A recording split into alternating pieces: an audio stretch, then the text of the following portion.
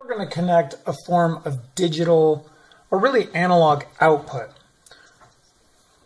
This little guy right here is a speaker, just a tiny little buzzer kind of speaker.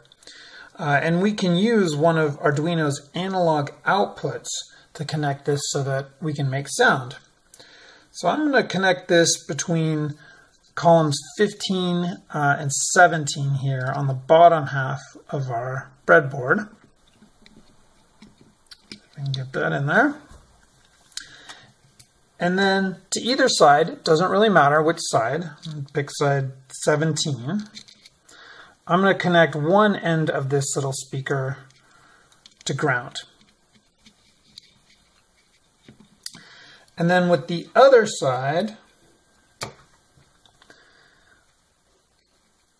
I'm going to connect it to pin 3 on the Arduino.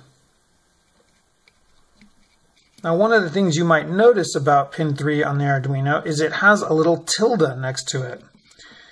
That means it's capable of pulse width modulation, PWM. We're going to learn about that in class, but that's kind of a way to make an analog output from a digital pin.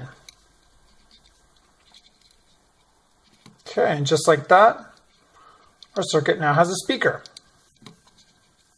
Okay, let's test our speaker.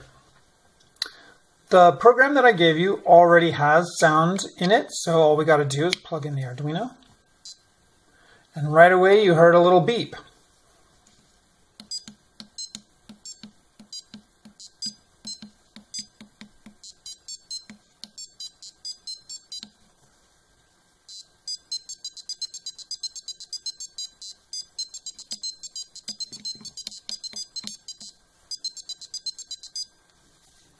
So there you go. You're more than well equipped to annoy everyone around you in the STEM Center.